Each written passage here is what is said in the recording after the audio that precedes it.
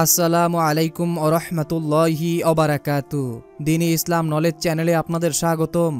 আজ আমি আপনাদের সঙ্গে আলোচনা করব, আজ রবিবার দিনে অথবা রাতে যদি আপনারা এই দোয়াটি অথবা এই আমলটি একবার করতে পারেন, তাহলে আপনার জীবনের ৮০-৯০ বছরের গুনাহ আল্লাহ তাআলা নিমিষেই মাফ করে দিবেন এবং যে দোয়া বা যে আমল করলে তাহাজ্জুদ নামাজ পড়ার সওয়াব পেয়ে যাবেন, আপনারা ৫,০০০ রাকাত তাহাজ্জুদ নামাজ পড়ে যে পরিমাণ সওয়াব পাবেন, এই আমলটি করলে সেই সমপরিমাণ সওয়াব পেয়ে যাবেন।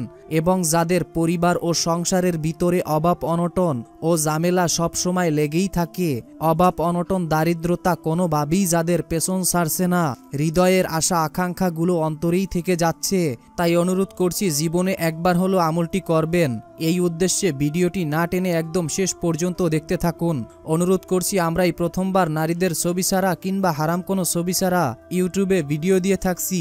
এরকম ভিডিওগুলি যদি আপনি আপনার ফোনে পেতে চান, এজন্য অবশ্যই দ্বীনি ইসলাম নলেজ চ্যানেলটিকে সাবস্ক্রাইব করে রাখুন। তো চলুন শুরু করি। প্রিয় দ্বীনি ভাই এবং বোনেরা, জীবনে চলার পথে মানুষের দ্বারা গুনাহ হয়েই যেতে পারে, তবে গুনাহমুক্ত জীবন আল্লাহর সবচেয়ে বড় নেয়ামত। গুনাহ থেকে মুক্তি থাকলেই পরকালে মিলবে জান্নাত। হযরত আবু হুরায়রা রাদিয়াল্লাহু তাআলা আনহু থেকে বর্ণিত, নবী করিম সাল্লাল্লাহু আলাইহি ওয়াসাল্লাম বলেছেন, তোমাদের প্রত্যেক ব্যক্তির দোয়া কবুল হয়ে থাকে যদি সে তাড়াহুড়া না করে আর বলে যে আমি দোয়া করলাম কিন্তু আমার দোয়া তো কবুল হলো না। অর্থাৎ দোয়া কবুলের ব্যাপারে আপনাদেরকে আল্লাহর উপর সম্পূর্ণ বিশ্বাস রাখতে হবে। যেমন আপনি আজকের এই আমলটি করতেছেন, আপনি মনের ভিতরে কোনো সন্দেহ রাখবেন না যে আমার দোয়া কবুল হয়েছে কি না।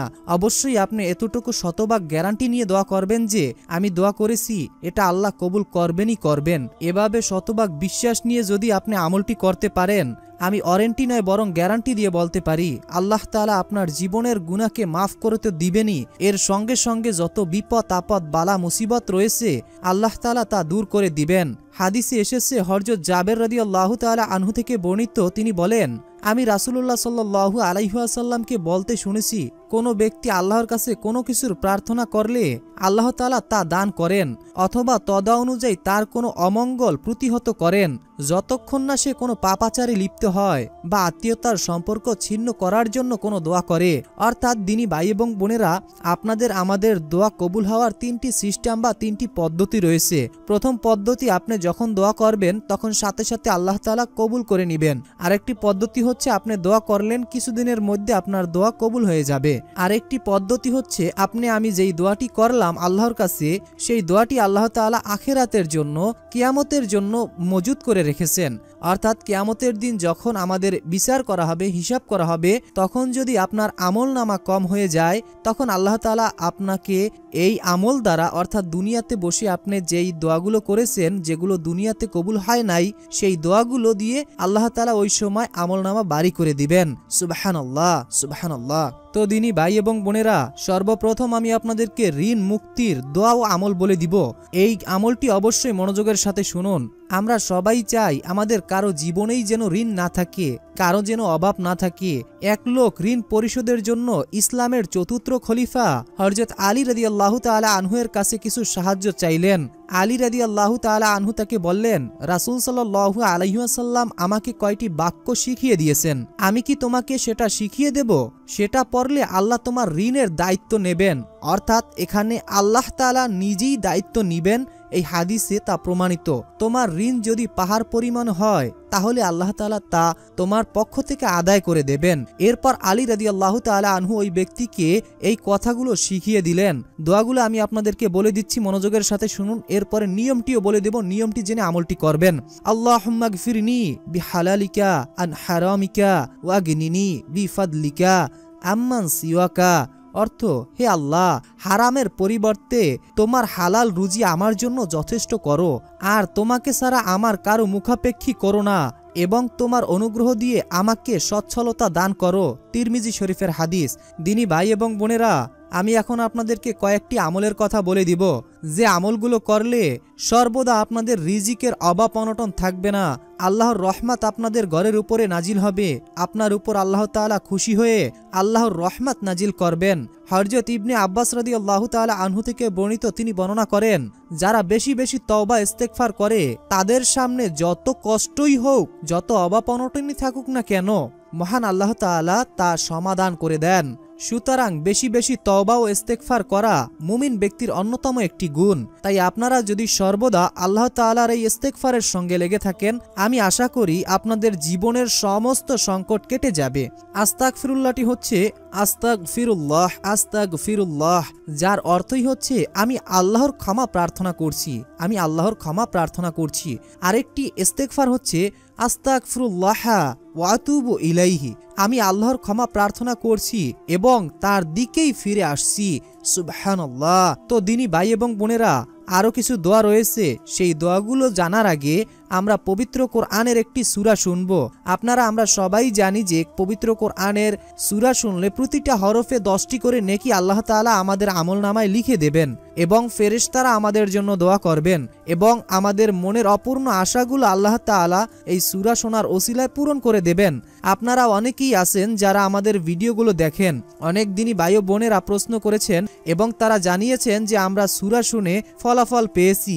আমাদের মনের যেই আশাগুলো অনেক দিন ধরে পূরণ হয়নি, সেই আশাগুলো এই সূরা শোনার ওসিলায় আল্লাহ তাআলা খুব দ্রুতই পূরণ করে দিয়েছেন এবং পরিবারে যাদের অভাব অনটন ছিল তাদের অভাব অনটন আল্লাহ তাআলা দূর করে দিয়েছেন। তাই আপনি যদি চান আপনার পরিবার ও সংসার থেকে অভাব অনটন দূর করাতে, তাহলে অবশ্যই সূরাটি শুনে যান। কেননা যেই ঘরে কোরআন তেলাওয়াত শোনা হয় ওই ঘরে আল্লাহ তাআলার রহমত নাজিল হয়, বিপদ আপদ বালা মুসিবত দূর হয়ে যায়, দুষ্ট শয়তান জিন বদনজর সকল কিছু থেকে আল্লাহ তাআলা ওই ঘরকে হেফাজত করেন এবং যাদের ঘরে সর্বদা কোরআনের তেলাওয়াতের বাণী শোনা হয় ওই ঘরে আল্লাহ তাআলার অশেষ রহমত ও বরকত নাজিল হয়। তো সূরাটি শোনার আগে মহান আল্লাহর কাছে দোয়া করি, হে আল্লাহ, যে যেই উদ্দেশ্য নিয়ে, যে যেই আশা আকাঙ্ক্ষা নিয়ে সূরাটি শুনছে এবং শুনবে, মনের ভিতরে গভীর আশা ও ভরসা নিয়ে বসে আছে, আপনি সকলের মনের আশা ও মনের মাকসুদগুলো পূরণ করে দিন। অনেকেই বুক ভরা আশা নিয়ে সূরাটি শুনবে। হে আল্লাহ, তুমি কারো আশা নিরাশ করো না, তুমি সকলের আশাকে কবুল করে নাও। অনেকেই তো অভাবে আছে, অনেকেই তো টাকার সমস্যার ভিতরে আছে, অনেকের পরিবারে সুখ শান্তি নেই, সর্বদা অশান্তির ভিতরে থাকতেছে, বিপদ আপদ কোনোভাবেই যাদের পেছন ছাড়ছে না। হে আল্লাহ, হে রহমানুর রহিম, হে আলিমুল গাইব, হে কুল্লি শাইইন কদির, তুমি এই সূরাটি শোনার ওসিলায় সকলের সকল বিপদ আপদ বালা মুসিবত সকল সমস্যা দূর করে দিন। আমিন। কমেন্ট বক্সে আপনি আমিন লিখে দোয়াতে শরীক থাকুন। তো মনোযোগের সাথে সূরাটি শোনার পর দোয়া ও আমলগুলো জানবো। আউযু বিল্লাহি মিনাশ শাইতানির রাজীম। বিসমিল্লাহির রহমানির রহিম। হামিম ওয়াল কিতাবিল মুবিন। ইন্না আনজালনাহু ফি লাইলাতিন মুবারাকাহ। ইন্না কুন্না মুনযিরিন। فيها يفرق كل أمر حكيم أمرا من عندنا إنا كنا مرسلين رحمة من ربك إنه هو السميع العليم رب السماوات والأرض وما بينهما إن كنتم موقنين لا إله إلا هو يحيي ويميت ربكم ورب آبائكم الأولين بل هم في شك يلعبون فارتقب يوم تأتي السماء بدخان مبين يغشى الناس هذا عذاب أليم ربنا اكشف عنا العذاب إنا مؤمنون أنى لهم الذكرى وقد جاءهم رسول مبين ثم تولوا عنه وقالوا معلم مجنون إنا كاشف العذاب قليلا إنكم عائدون يوم نبطش البطشة الكبرى إنا منتقمون ولقد فتنا قبلهم قوم فرعون وجاءهم رسول كريم أن أدوا إلي عباد الله إني لكم رسول أمين وأن لا تعلوا على الله إني آتيكم بسلطان مبين وإني عذت بربي وربكم أن ترجمون وإن لم تؤمنوا لي فاعتزلون فدعا ربه أن هؤلاء قوم مجرمون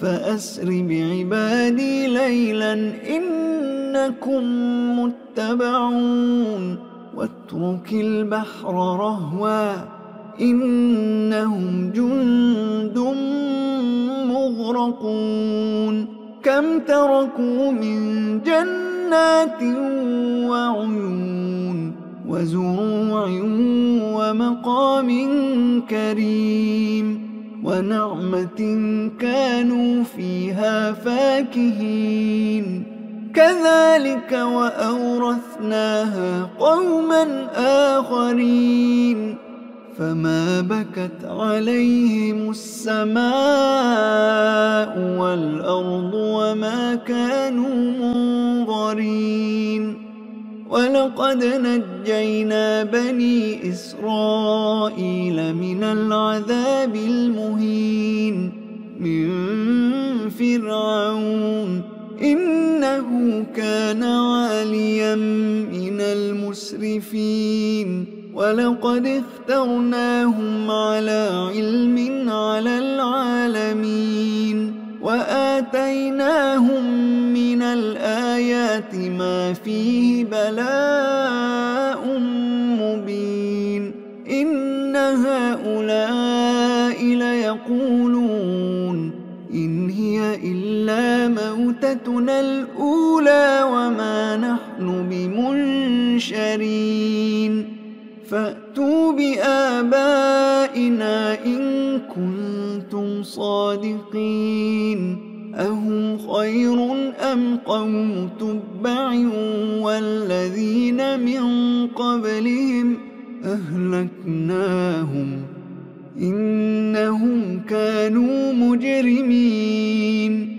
وما خلقنا السماوات والأرض وما بينهما لاعبين ما خلقناهما إلا بالحق ولكن أكثرهم لا يعلمون إن يوم الفصل ميقاتهم أجمعين يوم لا يغني مولى عن مولى شيئا ولا هم ينصرون إلا من رحم الله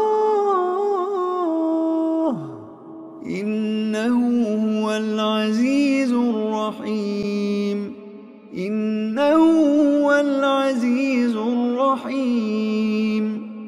إن شجرة الزقوم طعام الأثيم كالمهل يغلي في البطون كغلي الحميم خذوه فاعتلوه إلى سواء الجحيم ثم صبوا فوق رأسه من عذاب الحميم ذق إنك أنت العزيز الكريم إن هذا ما كنتم به تمترون إن المتقين في مقام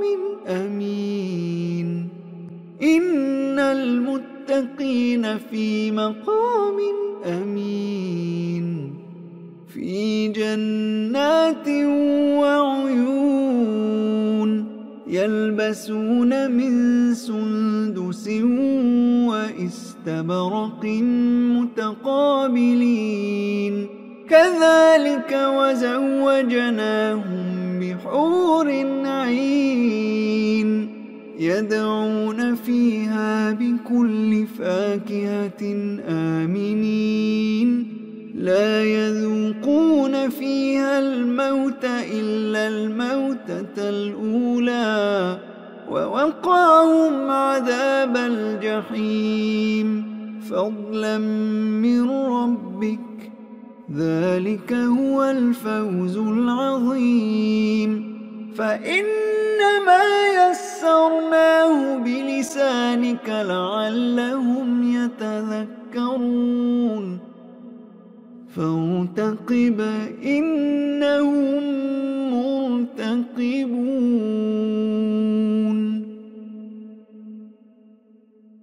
ইসলাম প্রিয় দিনী ভাই এবং বোনেরা, আমি আশা করি আপনারা সকলেই মনোযোগের সাথে সূরাটি শুনেছেন। তো আমি এখন আপনাদেরকে দোয়া ও আমলের নিয়মগুলো বলে দিচ্ছি। তো আপনারা সব সময় এই ইস্তেগফারটি করার চেষ্টা করবেন। ইস্তেগফারটি হচ্ছে আস্তাগফিরুল্লাহাল্লাযী লা ইলাহা ইল্লা হুয়াল হাইয়ুল কাইয়ুম ওয়া আতুবু ইলাইহি। আস্তাগফিরুল্লাহাল্লাযী লা ইলাহা ইল্লা হুয়াল হাইয়ুল কাইয়ুম ওয়া আতুবু ইলাইহি। আমি ওই আল্লাহর কাছে ক্ষমা চাই যিনি ছাড়া প্রকৃত কোনো মাবুদ নেই, তিনি চিরঞ্জীব চিরস্থায়ী এবং তার কাছেই তওবা করে ফিরে এসেছি। সুবহানাল্লাহ, কত সুন্দর একটি অর্থ দিনী ভাই এবং বোনেরা। তো এখন আমি আপনাদেরকে গুনাহ মাফের দোয়াটি বলে দিচ্ছি। বিসমিল্লাহির রহমানির রহিম। সামিনা ওয়া আতানা গুফরানাকা রব্বানা ওয়া ইলাইকাল মাসির। সামিনা ওয়া আতানা গুফরানাকা রব্বানা ওয়া ইলাইকাল মাসির। অর্থ, আমরা শুনলাম এবং মানলাম, হে আমাদের রব, আমরা আপনার নিকটই ক্ষমা প্রার্থনা করি আর আপনার দিকই প্রত্যাবর্তন স্থল।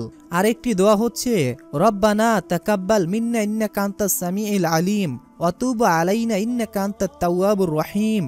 অর্থ, হে আমাদের রব, আপনি আমাদের পক্ষ থেকে এটি কবুল করুন, নিশ্চয়ই আপনি সর্বশ্রেষ্ঠ দয়ালু, আপনি আমাদের ক্ষমা করুন, নিশ্চয়ই আপনি অধিক তওবা কবুলকারী ও দয়াময়। সুবহানাল্লাহ, সুবহানাল্লাহ।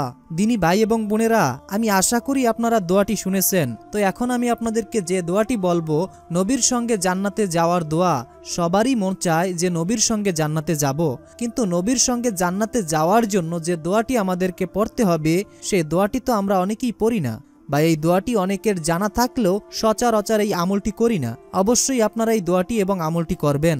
বিসমিল্লাহির রহমানির রহিম। রদিতু বিল্লাহি রব্বাও ওয়া বিল ইসলামি দীনাও ওয়া বি মুহাম্মাদিন নাবিয়্যা ওয়া রাসূলা। রদিতু বিল্লাহি রব্বাও ওয়া বিল ইসলামি দীনাও ওয়া বি মুহাম্মাদিন নাবিয়্যা ওয়া রাসূলা। অর্থ, আমি আল্লাহকে রব, ইসলামকে দিন এবং মুহাম্মদ সাল্লাল্লাহু আলাইহি ওয়াসাল্লামকে রাসূল হিসাবে সন্তুষ্ট চিত্তে মেনে নিয়েছি। সুবহানাল্লাহ, সুবহানাল্লাহ। হযরত মুয়াজ রাদিয়াল্লাহু তাআলা আনহু থেকে বর্ণিত, আমি রাসূলুল্লাহ সাল্লাল্লাহু আলাইহি ওয়াসাল্লামকে বলতে শুনেছি, যে ব্যক্তি এই দোয়াটি পড়বে তাকে হাত ধরে জান্নাতে পৌঁছে দেওয়ার জিম্মাদারি আমি নিলাম। অর্থাৎ নবীজি নিজেই বলেছেন যে যে ব্যক্তি এই দোয়াটি পড়বে তার হাত ধরে জান্নাতে নেওয়ার জিম্মাদারি আমি নবী নিলাম। তাহলে আপনারা এই দোয়াটির আমল করবেন না কেন? দিনী ভাই এবং বোনেরা, একটাবার ভেবে দেখুন, যদি আপনি এই দোয়াটি পড়ার কারণে আল্লাহ তাআলা আপনার উপর খুশি হন, নবীজি সাল্লাল্লাহু আলাইহি ওয়াসাল্লাম আপনাকে জান্নাতে নিয়ে যাবেন, এর চাইতে সুযোগ তো আর থাকছে না। তো এখন আমলটির নিয়ম বলে দিচ্ছি। যদি আপনারা এই আমলটি যে কোনো সময় করতে চান, মনে রাখবেন সর্বপ্রথম অজু অবস্থায় এই আমলটি করার চেষ্টা করবেন এবং সর্বপ্রথম আমলটি করার শুরুতে আপনাদেরকে দুরূদ শরীফ পড়ে নিতে হবে। মাত্র 3 থেকে 7 বার আপনারা দুরূদ শরীফ পড়ে নেবেন। 3 বার চাইলে পড়তে পারেন দুরূদ শরীফ, অথবা 7 বার। 3 বার দুরূদ শরীফ পড়ার পর এরপরে আমি যেই দোয়াগুলো আপনাদেরকে বলে দিলাম, সকল দোয়াগুলো 3 বার করে অথবা 7 বার করে আপনারা পড়ে নেবেন। প্রতিটা দোয়া আপনারা 3 বার অথবা 7 বার করে পড়ে নেবেন। এরপরে শেষে 3 বার অথবা 7 বার দুরূদ শরীফ পড়বেন, প্রথমে যেই দুরূদ শরীফটি আপনি পড়েছেন। এরপরে আপনি আল্লাহ তাআলার কাছে আপনি মোনাজাতের মাধ্যমে আপনার মনের সকল কথা আল্লাহর কাছে প্রকাশ করবেন। আপনার যেটা প্রয়োজন আল্লাহর কাছে তুলে ধরবেন। ইনশাআল্লাহ এই দোয়ার ওসিলায়, এই আমলের ওসিলায় আপনার সকল সমস্যা ও সকল বিপদ আপদ দূর করে দিবেন মহান আল্লাহ পাক রব্বুল আলামিন নিজেই। মনের ভিতরে বিশ্বাস নিয়ে আমলটি করবেন। তো এই ছিল আমাদের আজকের ভিডিও। আসসালামু আলাইকুম ওয়া রাহমাতুল্লাহি ওয়া বারাকাতুহু।